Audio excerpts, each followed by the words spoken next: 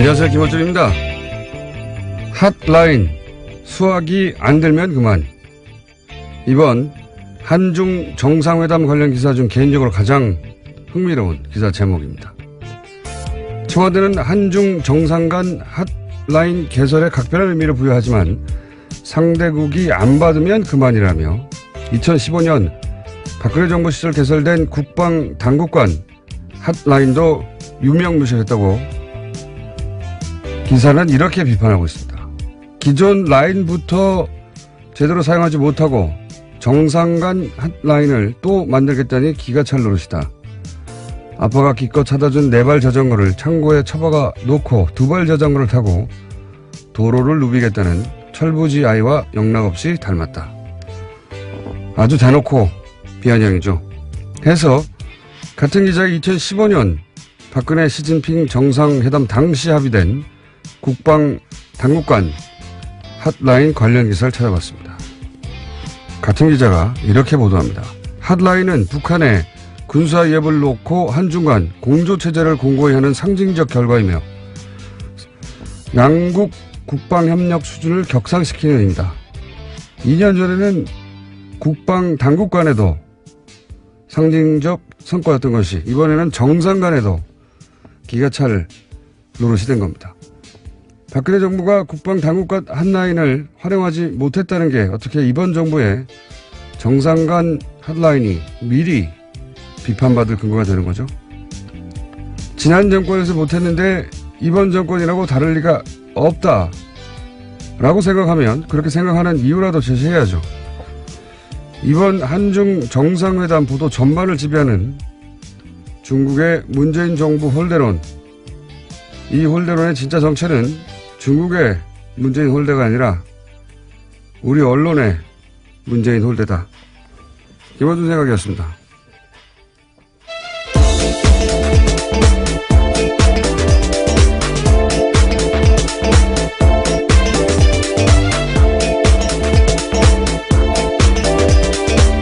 월요일입니다. 시사인의 김은지입니다. 예. 이 기사 보셨어요? 예, 방금 봤습니다. 인터넷 시대니까 바로바로 보는군요. 예. 예. 재밌지 않습니까, 이 기사? 예. 네, 핫라인 존재에 대해서 통화 자체로만 이야기하기는 좀 쉽지 않을 것 같은데요. 남북 관계에도 핫라인 개설됐다라는 것이 굉장히 중요한 의미로서 보도가 되곤 했는데. 핫라인이라는 게 뭐 핫라인이라고 해서 언제나 통화할 수 있고 그런 게 아니다. 그런 착각은 하지 마라. 그렇게 시작하는데, 아니, 그럼 광주를 기회다 대고 막 확성기 연결하는 그런 핫라인이 있나요? 세상에?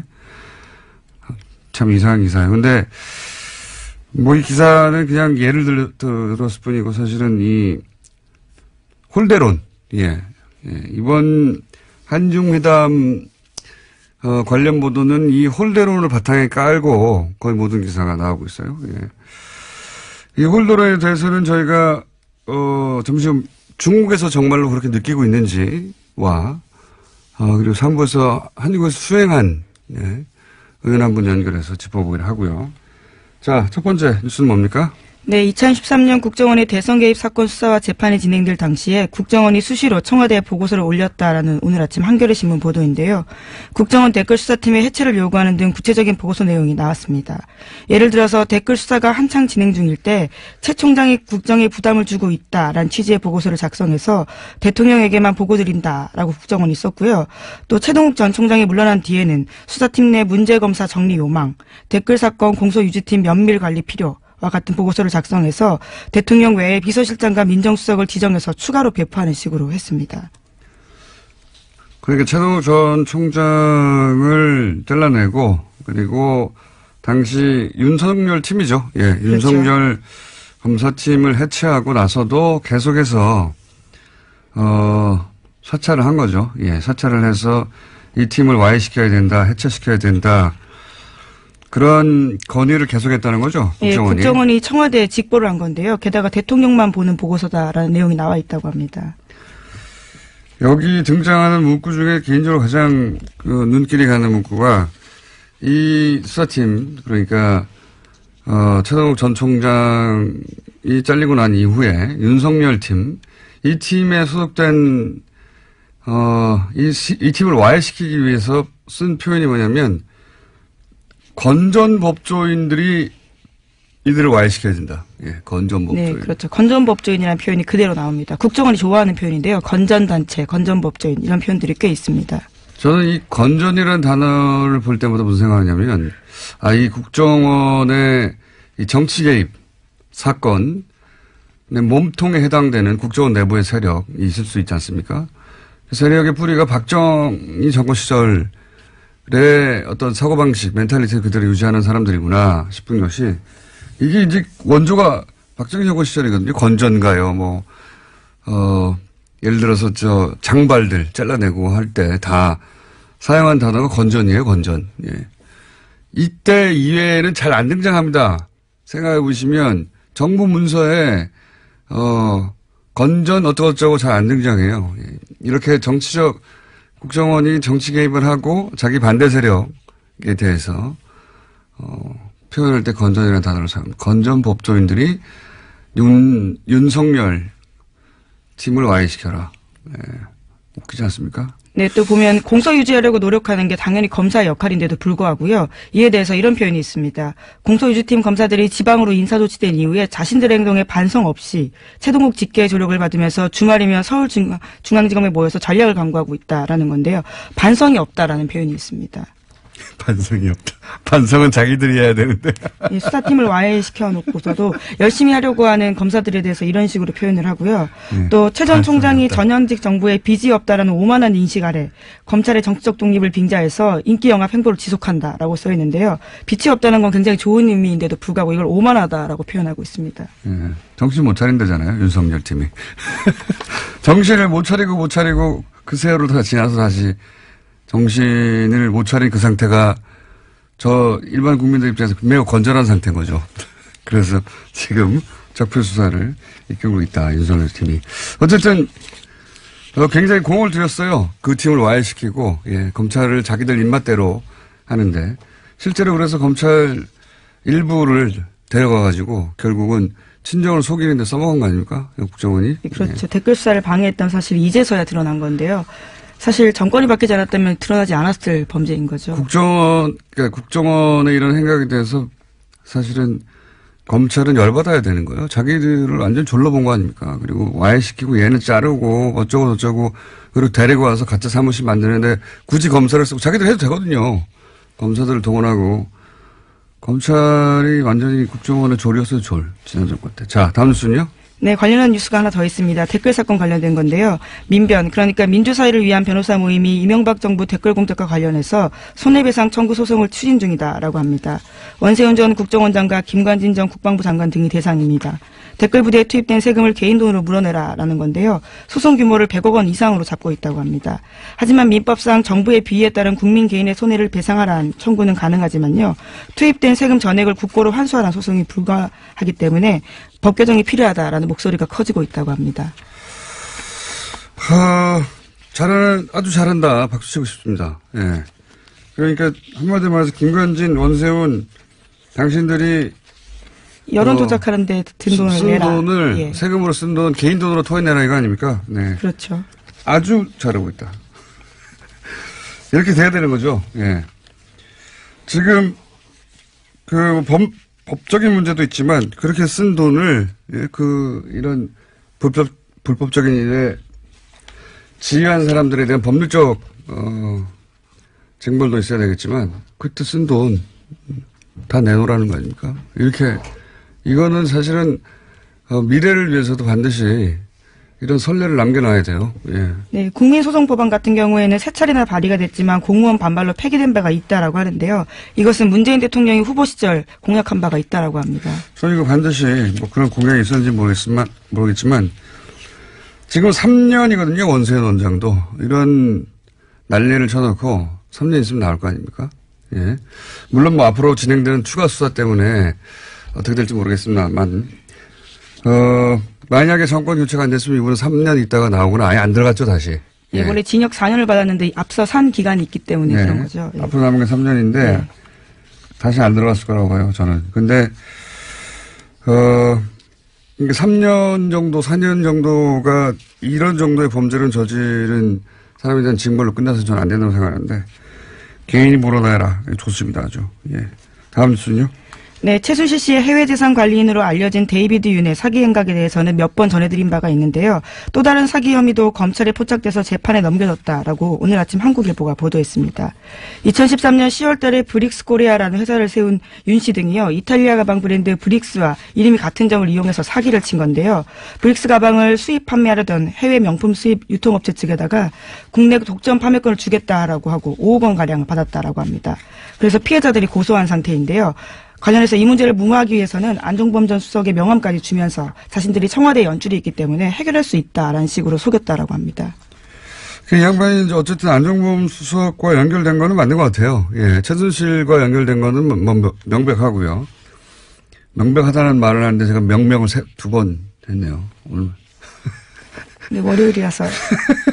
명백하고요. 예. 그런데 이제 요건은 그 앞에 처음 보도됐던 국토교통부가 뉴스테이 사업직으로 헌인마을을 지정하도록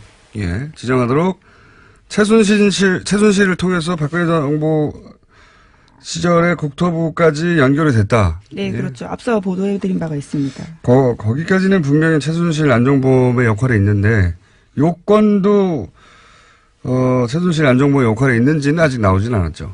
예. 이거는 뭐랄까요? 부업이었을 수도 있겠습니다. 예. 부업. 예. 네, 뭐 수사가 진행되고 있기 때문에 재판까지 받고 있는 상황이라서요. 예, 기왕 받아든 명함도 있고 최순실 씨가 가진 힘의 정도도 알고 있으니까 예, 일단 사기를 치는 거죠. 예, 그러놓고 건이 작으면 혼자 먹고 아니면 최순실 씨의 힘이 필요하면 나눠 먹고 그랬을 수도 있겠다. 부업이었을 수도 있겠다 싶은데 근데 또 모르겠습니다. 이건 왜냐하면 최순실 씨가 워낙 작은 건에도 다 개입을 했었기 때문에 예, 이런 몇 억짜리 건에도 개입했을 수도 있다. 용돈으로. 하여튼 뭐 그런 건이 있습니다. 이 사건보다 더욱 중요한 건 이제 데이비드 윤 소재를 파악하고 우리 수사 당국이 사실은 최순실 씨의 해외 도피재산 관리자로 지목받고 있으니까. 네, 그렇죠. 지금 적색 수배 중입니다. 이분이 이제 신원 확보돼야 그 다음 수사 돈 천내기 가능해질 것 같은데 일단 여기까지 진도가 나왔습니다. 다음은요? 네, 문재인 대통령이 지난주 토요일 3박 4일의 방중 일정을 마치고 귀국했습니다. 청와대 고위 관계자는 돌아오는 길에 기자들한테 설명하기를요. 양 정상이 사드 문제로 인한 서먹함을 이번에 완전히 극복했다고 생각한다라고 밝혔습니다. 또 사드 문제에 대한 언급이 빈도, 강도, 주체 수준 등이 현저히 낮아진 걸로 해석하고 있다라고 자평했는데요. 중국 쪽의 사드 보복을 철회하고 북핵 대응에서도 평화적 해결 원칙을 제약해나는 성과를 거뒀다라고 밝혔습니다. 청와대야 다 잘했다고 하죠. 예. 여기 대해서 이제 보수 매체하고 야당은 뭐 외교 참사라고 하고 그리고 이제 언론들도 예를 들어서 뭐 공항 영접에 차관 보고 안 나오고 차관이 안 나오고 차관 보고 나왔다. 뭐 이런 거 지적하면서 그다음에 밥 혼자 막 혼밥했다. 말이 됩니까? 국가 정상에 가서 혼자 밥 먹었다고? 그것도 그 나름의 전략인데 예. 그게 혼자 밥 먹은 것도 아니고 이제 이런 식의 홀대론 공격이 계속 있죠. 예. 제가 알기로는 차관이 공석이에요.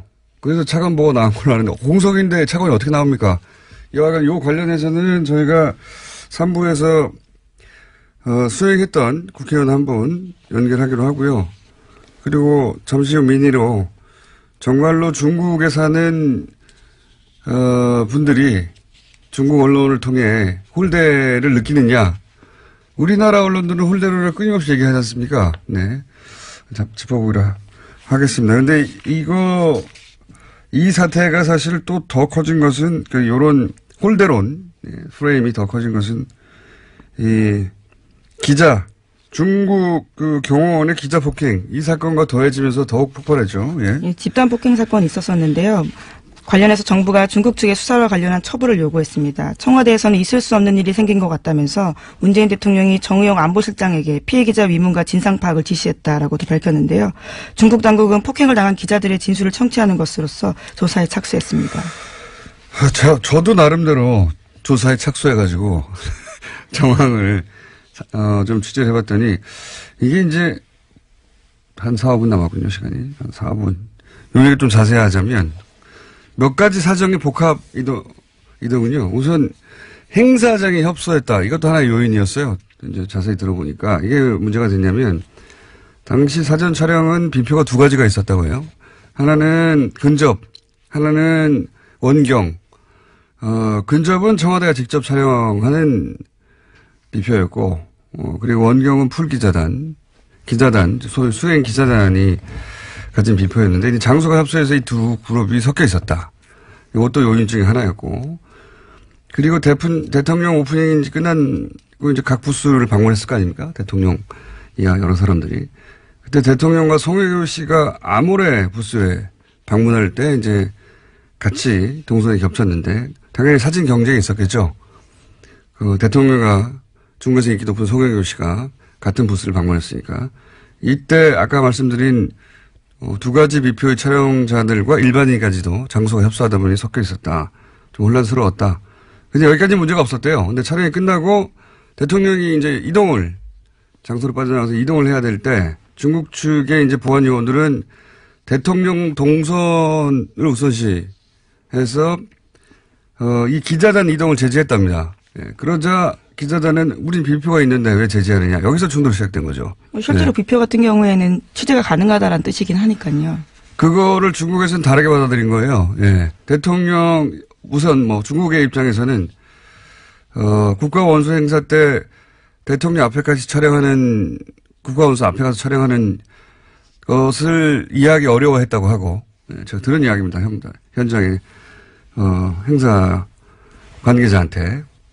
그리고 우리 기자들은 또 불만이었던 거예요. 중국 측의 이런 딱딱하고 언론을 막대하는 태도에 대해서. 사실 언론 보도 또는 언론의 그 보도 접근권 이 인식이 중국이 우리하고 완전히 다르거든요. 그래서 외신 기자하고 충돌이 굉장히 많은데 한번 얘기한 적이 있지만 어쨌든 중국 보안 입장에서는 국가원수 이동 동선 최우선 그리고 기자는 제지 이런 상황이었고 기자들은 비표가 있고 이미 이야기가 됐는데 못 가게 한다 항의 이렇게 충돌이 시작된 거예요.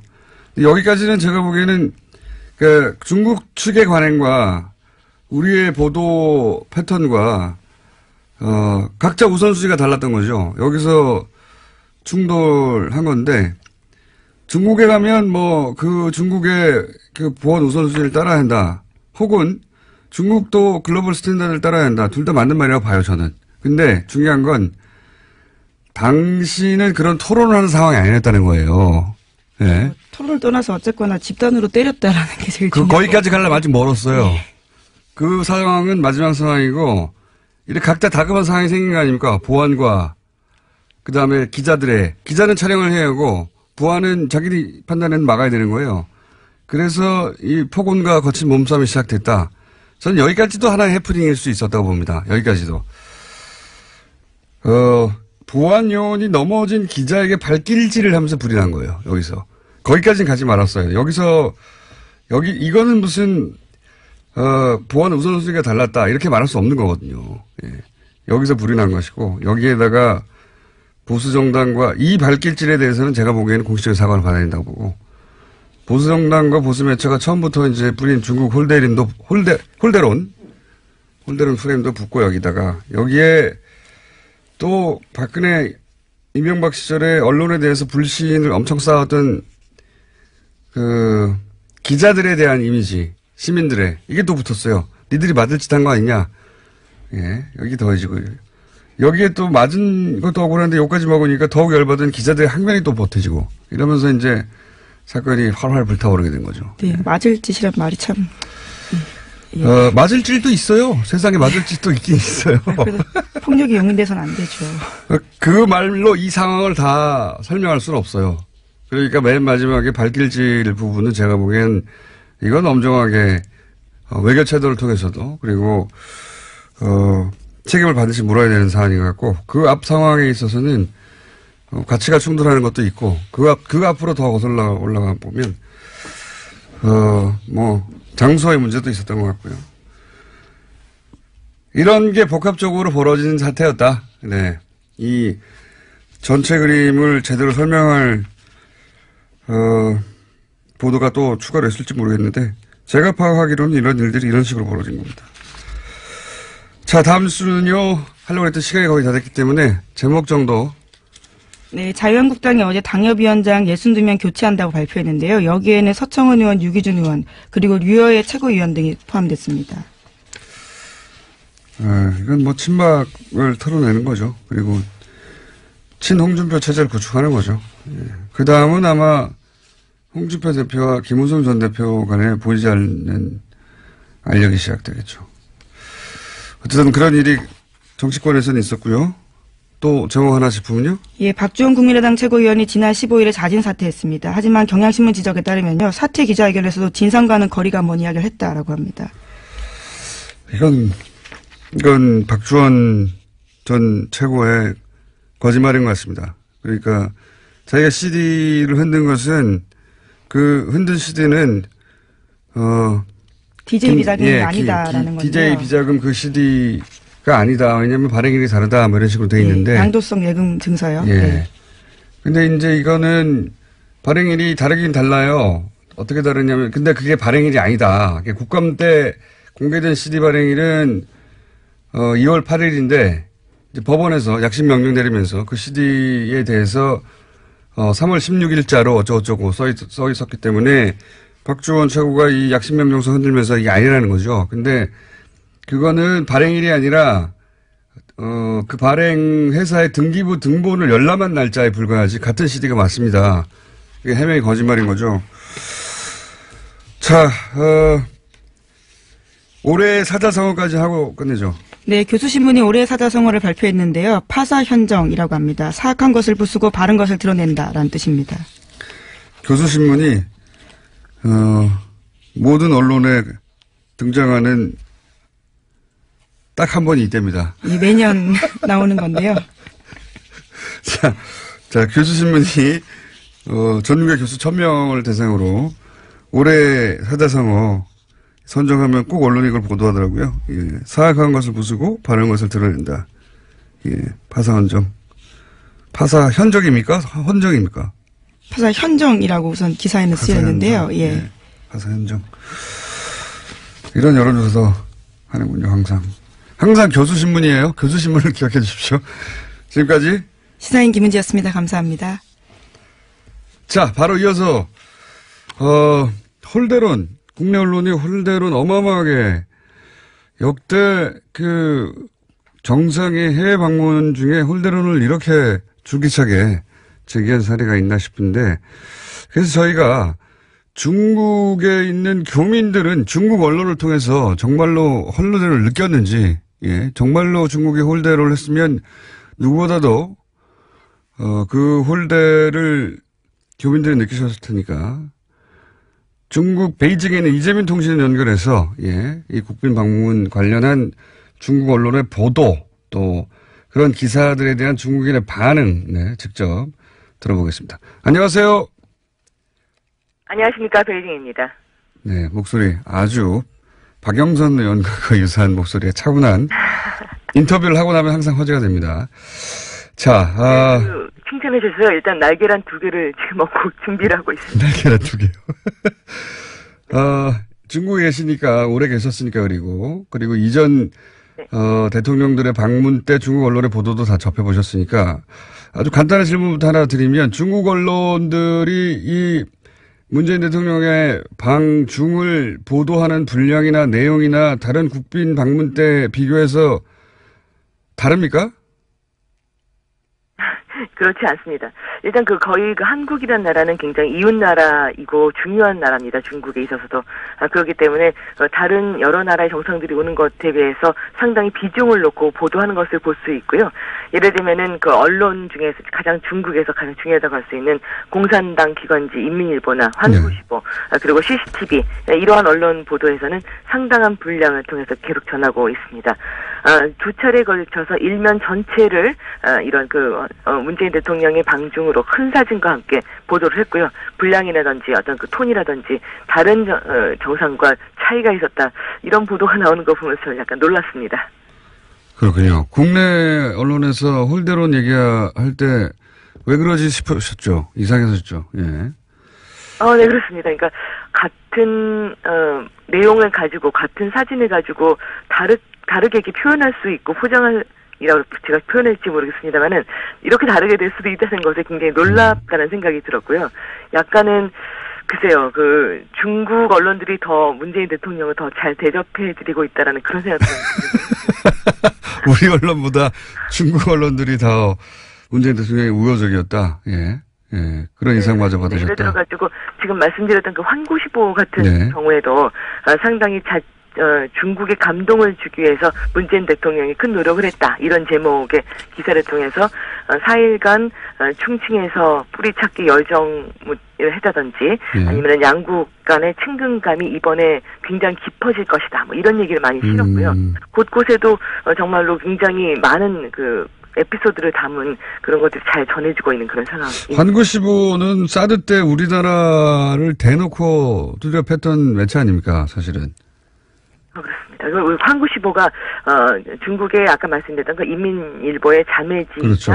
즉 당의 기관지이면서 국제 뉴스만 거의 다루는 그러니까 환구라는 게 지구를 둘러싸고 있는 그런 시보다 해가지고 환구시보라는데 중국에서 가장 강경하게 중국의 입장을 대외에 공표하는 항의하는 뭐 이런 모습을 항상 짊어지던 그런 신문입니다. 그렇죠. 우리나라 사드 얘기했을 때 아주 강렬하고 원색적으로 반대하는 모습, 또 다른 외국과도 기분 나쁜 일이 있을 때 가장 먼저 일어나는 것이 정말 부르르 떨쳐 일어나는 것이 환구시보인데요. 인민일보가 못하란 말을 대신하는 곳 아닙니까, 여기가? 그렇습니다. 인민일보에서 점잖게 하느라고 하지 못하는 말을 정말 다른 어떤 언론보다도 가장 강력하게 아주 원색적으로 많이 하는 그런 신문인데요. 이번에 한중 정상회담에 120점을 주고 싶다라는 그런 관계자와의 인터뷰도 전하면서 전체적인 내용을 굉장히 강하게 전하고 있습니다. 예를 들면은 특히 이번에 어떤 난징 대학살 80주년이라는 중국으로서 굉장히 가슴 아픈 그런 기념식과도 맞물려 있는 바가 있었는데요. 시진핑 주석과의 만남을 가졌을 때 제일 처음에 난징 대학살 추모 기념식에 주중 한국 대사를 참석시켜줘서 감사하다라는 사의 표한 것을 전했는데요. 이게 무슨 뜻이냐면은 사실 난징 대학살에 참석하느라고 중국의 모든 고위자들이 다 난징으로 가 있었고요. 그 당시에 우리 대통령이 오셨기 때문에 한국에 있는 주중 한국 대사, 그러니까 여기에서 계속 한국 전시를 대표하는 한국 대사는 처음부터 끝까지 원래 대통령을 수행한다라는 것이 일반적인 상식인데 그 와중에 그 한국 대사가 대통령을 수행하지 않고 이 대사가 난징까지 날라와서 추모 기념식에 참가하게 됐다는 것이 굉장히 격식을 차리고 체면을 차리려는 그런 어떤 모습을 가진 대통령이 아니라 실질적으로 중국인들의 가품과 어떤 고통을 잘 이해하고 있는 그런 하나의 모습으로 이해했다. 이런 기사들이 나오고 있는 것입니다. 그러니까 말씀하셨듯이 중국 언론이 오히려 문재인 대통령의 방중 행보에 대해서 더 높이 평가하는 기사 내용들이다. 네, 그렇습니다. 그래서 제가 중국 신문을 봤을 때의 한중 요번의 정상회담이라든지 방중과 한국 신문을 봤을 때는 굉장히 다른 모습을 느낄 수가 있고요. 점점 가면 갈수록 마치 무슨 큰 사건이나 큰 잘못이 일어나고서 이번 방중이 끝나고 아무런 성과가 없었던 것처럼 그렇게 몰아가는 것이 마음이 좀 아프기도 합니다. 이번에 있었을 때 많은 사람들이 가장 크게 생각한 것은 일단은 연내에 방중이 이뤄졌다는 자체가 굉장히 크다라고 할 수 있겠는데요.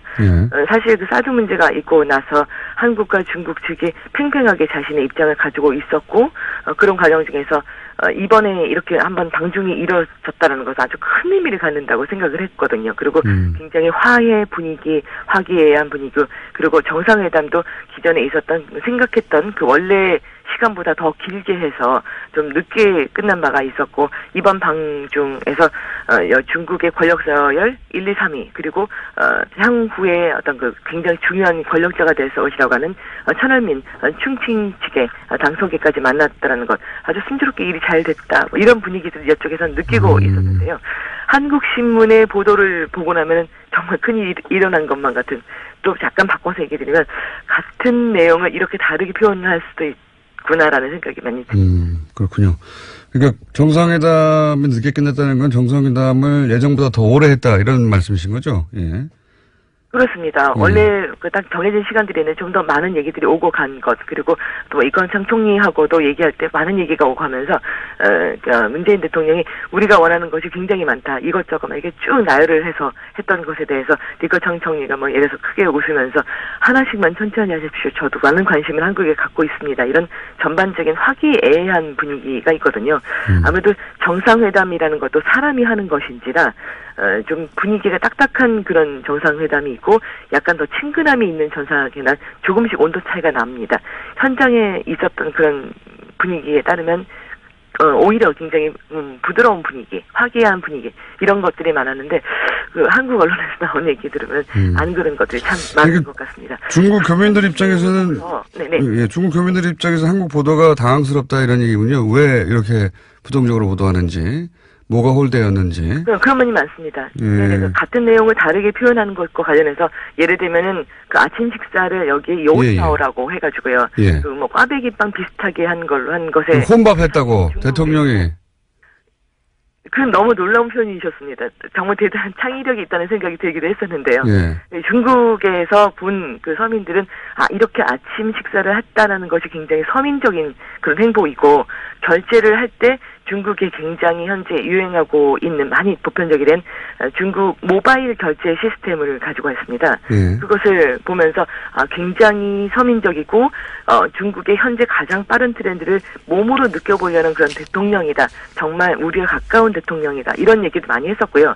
이전에도 예를 들면 시진핑 주석이 취임을 하고 나서 가장 먼저 했던 것이 만두 전문점, 길거리에 있는 만두 전문점 가서 만두 한 번 사 먹은 것이 시진핑 주석에 굉장히 높은 점수를 주는 그런 큰 사진을 아주 많이 인구의 회자가 됐었거든요. 예. 그래서 요번에 그 요티아오를 아침 식사한 것도 중국 분들은 다 오른쪽으로 보신다면은 다른 쪽으로는 정말 다른 해석이 한국에서 많이 되고 있는 것 같습니다.